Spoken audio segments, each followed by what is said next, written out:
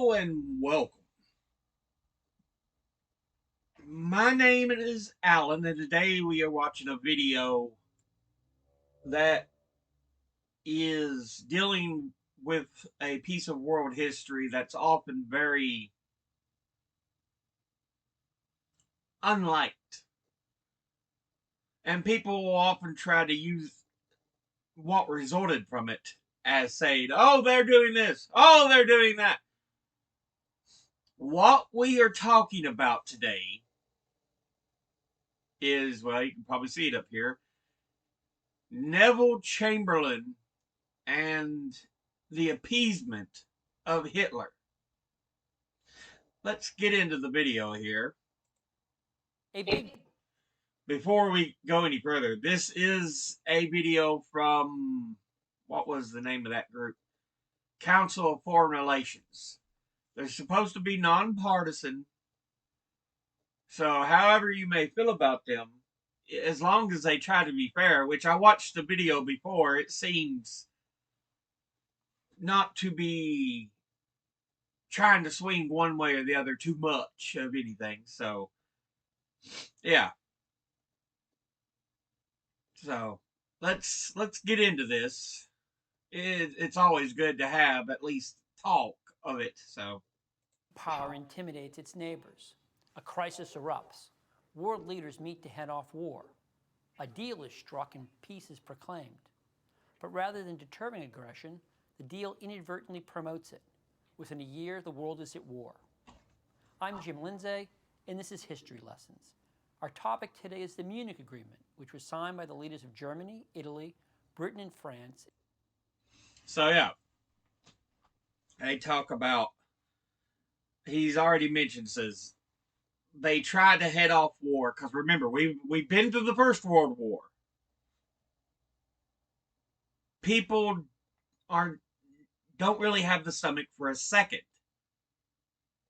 And so they try to head off any possibilities of war. And this is the idea of appeasement. He gives some territories to Hitler, and who did he say it was?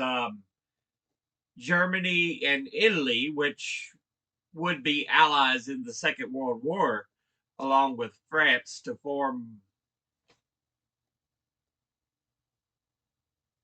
I can't remember what it's called, but it is the three major antagonizing nations. And the other two countries involved in that agreement was Britain and France, who, of course, would be allies. France would suffer a lot under the war, being invaded and everything. So, but yeah, let's continue on here. Oh, before we continue, Munich Agreement. Munich, of course, is a city in Germany. That is the particular agreement that is often referred to as the appeasement of Hitler. In the early morning hours of September 30th, 1938.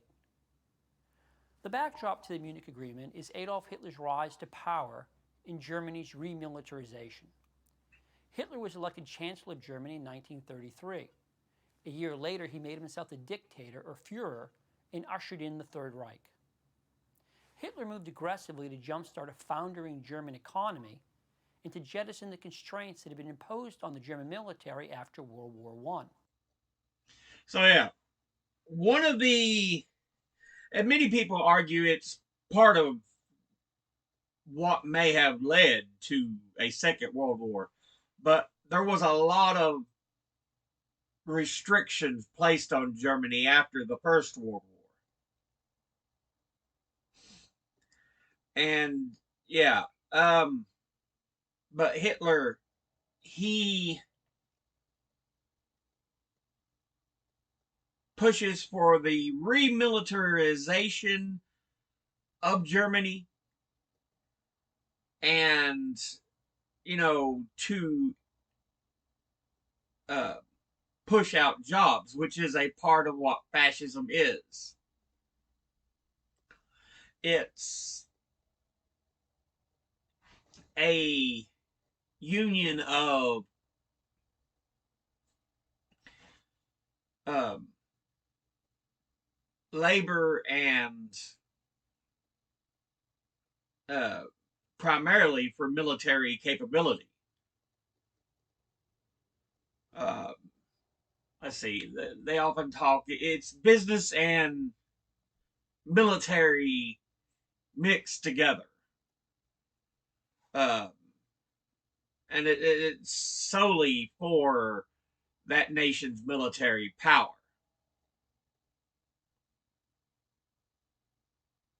So, I mean, any way you look at it, fascism is not a good thing. I think that's what they talk about when they recommend what fascism is. Let me look it up here. Do, do, do. Oh, fascism.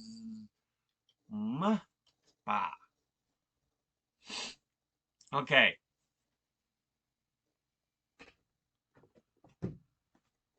Uh, let's see. Let's go with this.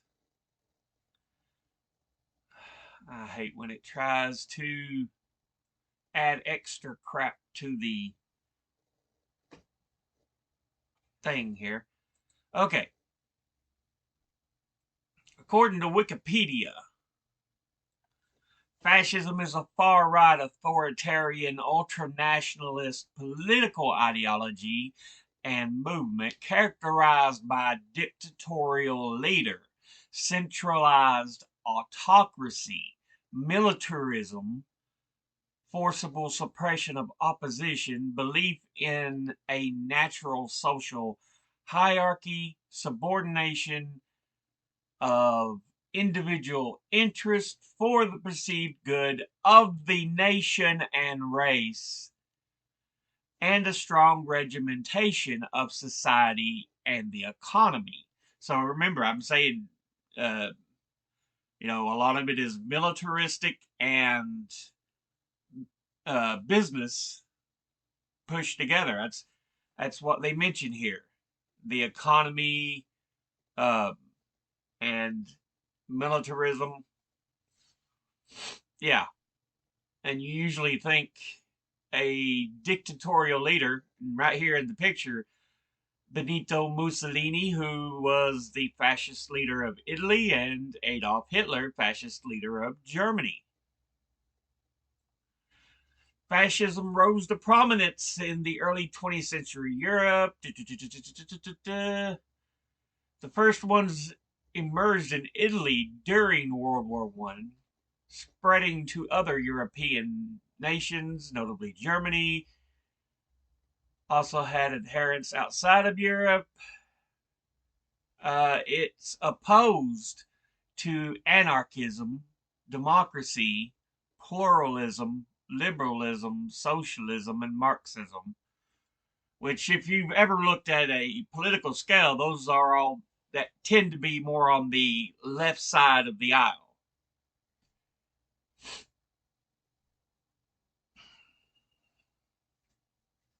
Dictatorships, monarchical reigns, fascism, they're all on the right side of the spectrum. Yeah, placed in the far right wing within the traditional left wing's left right spectrum. Let's see.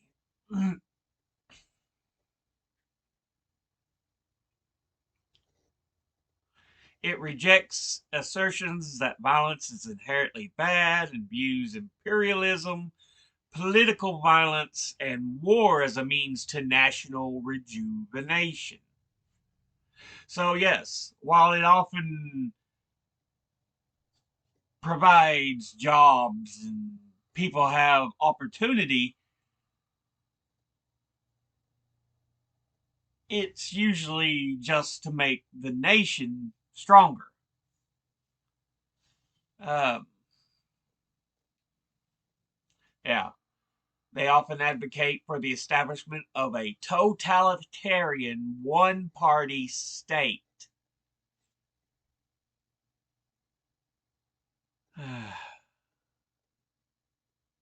And for a uh, dirigist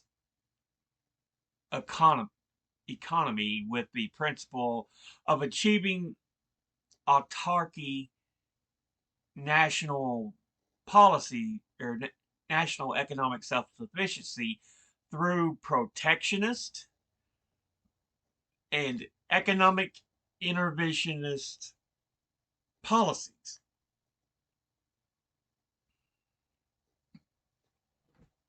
So yeah, and I've often mentioned this before. The U.S. is already on the right spectrum of the national political ideologies. We don't really have a left in this nation because there was such a pushback on socialism, communism, because we were in the Cold War for so long.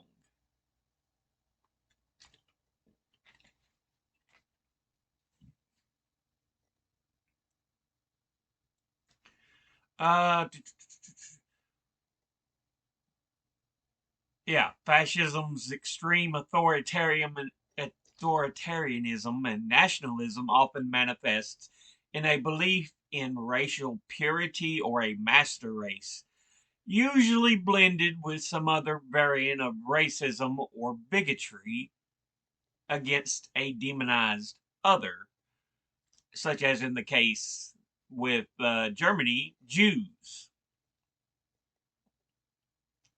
Um, so, yeah.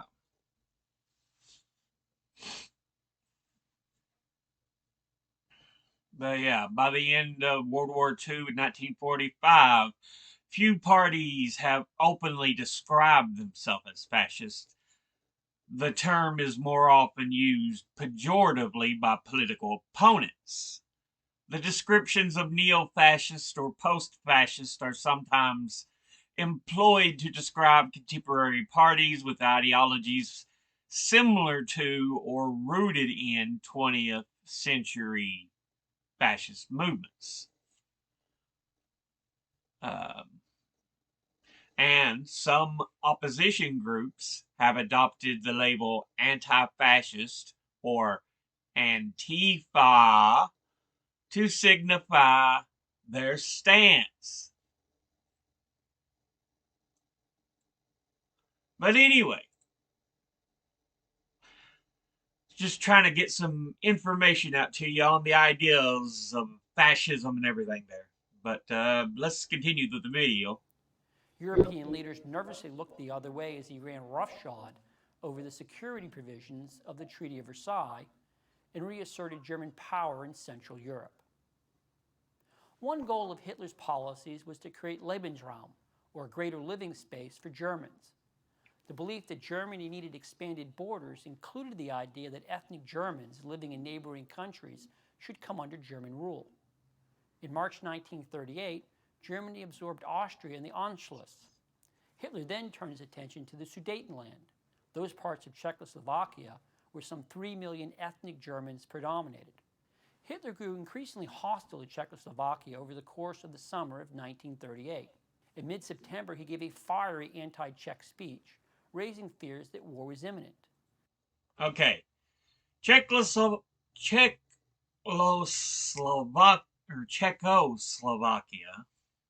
is a nation that used to exist.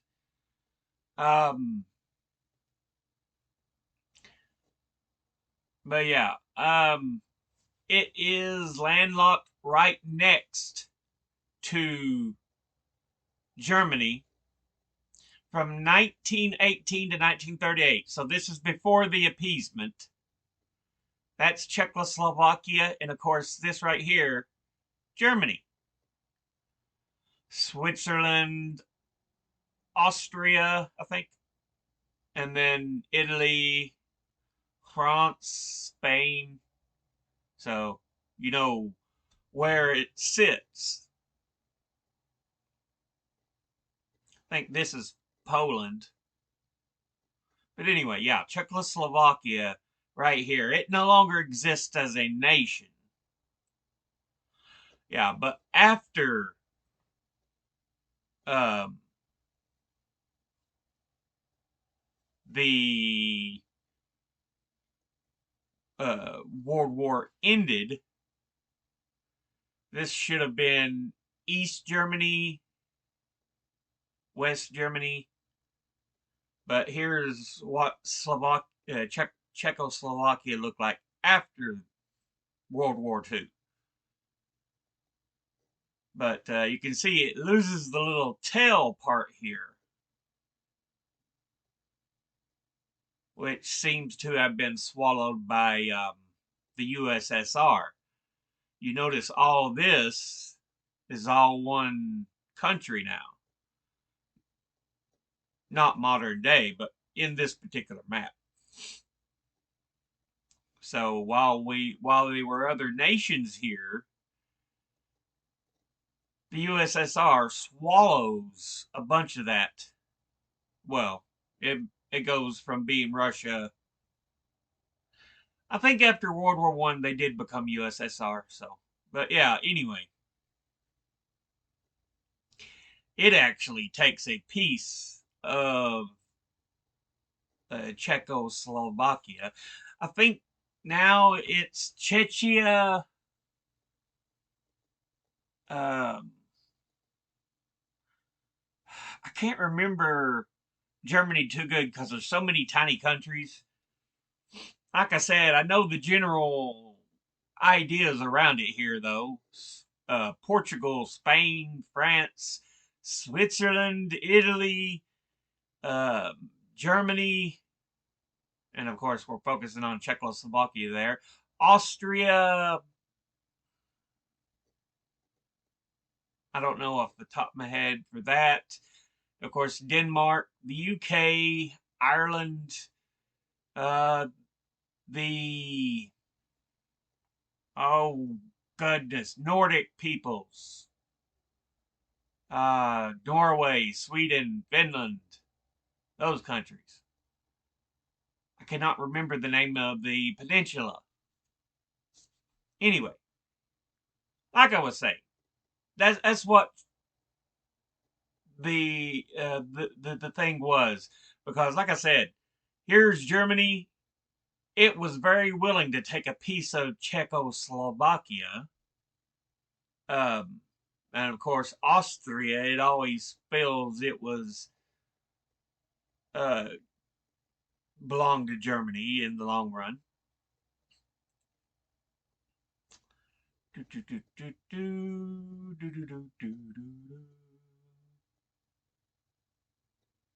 Yeah. See, the second biggest population at that time was German. Other than that, Czechoslovaks,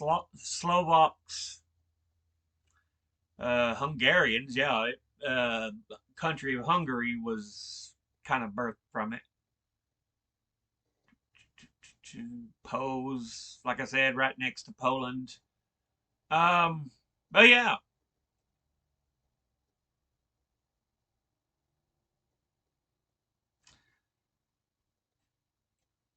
in case you needed a little history fill in on Czechoslovakia itself. British Prime Minister Neville Chamberlain responded by rushing to Germany for talks to keep the continent at peace.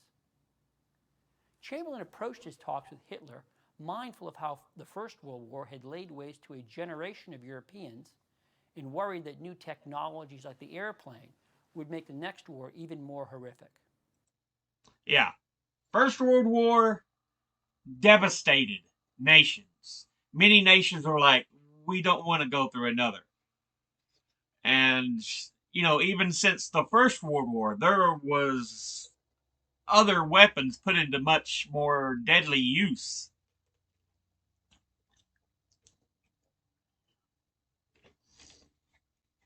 So there was a lot of fear that a Second World War Europe would not survive.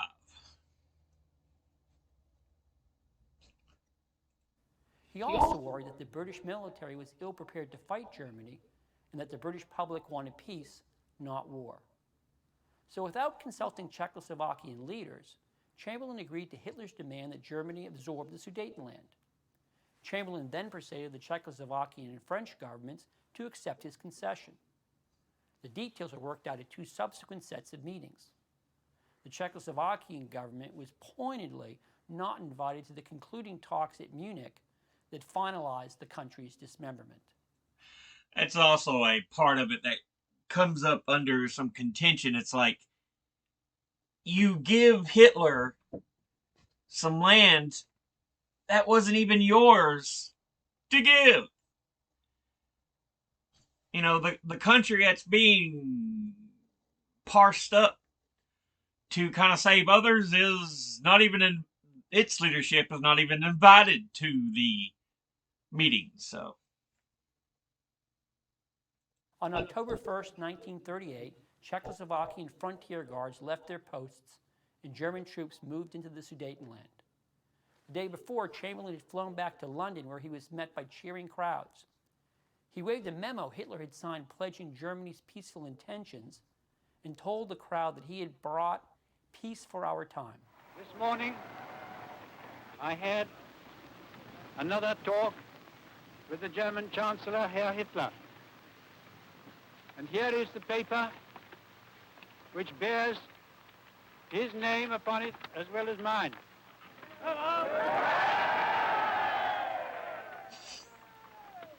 Some of you perhaps have already heard what it contains, but I would just like to read it to you. We regard the agreement signed last night and the Anglo-German naval agreement as symbolic of the desire of our two peoples never to go to war with one another again. Not all of Chamberlain's fellow Britons believed that he had saved the day. So yeah, Neville Chamberlain, Prime Minister of Britain at that time, he believes, okay, I've saved us from another world war. It'll be peaceful. But of course, it was a lie. Hitler had no intentions of stopping there.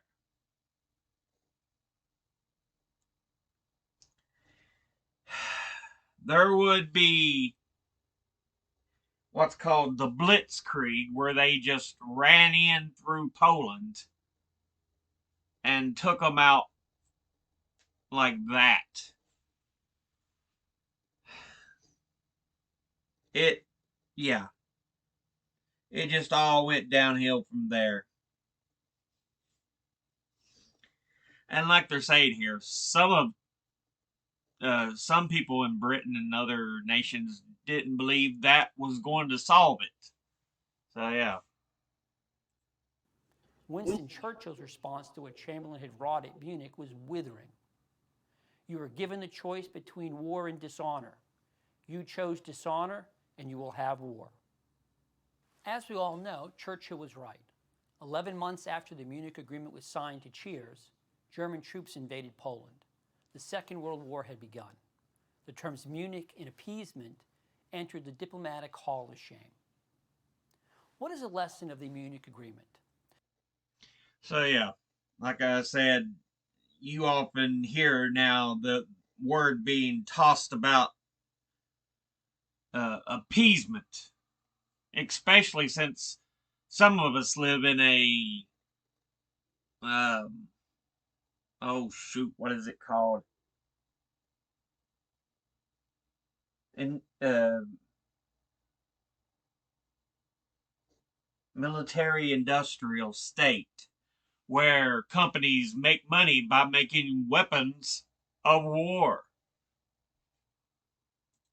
Just this.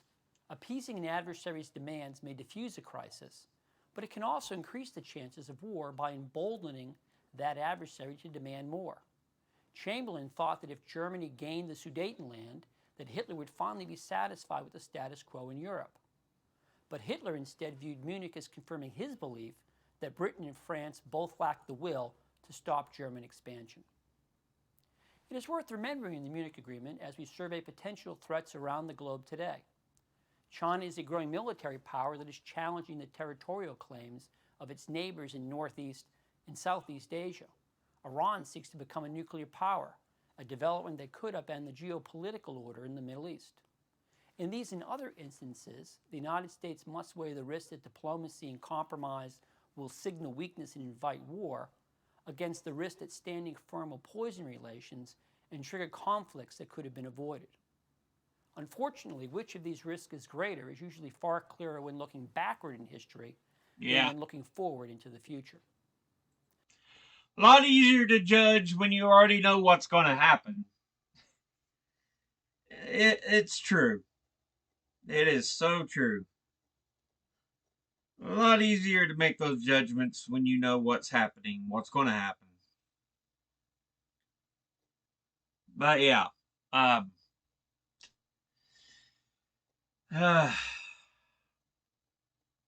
you should always want to seek peace, but like I said, but a lot of people want to toss around the word appeasement now. If you even think about making peace, where we live in a very military-industrial society. So here's a question to consider. On what issue or conflict is the United States most likely to repeat Neville Chamberlain's mistake? I encourage you to weigh in with your answers on my blog, The Water's Edge. You can find it at cfr.org. I'm Jim Lindsay. Thank you for watching this installment of History Lessons. So yeah.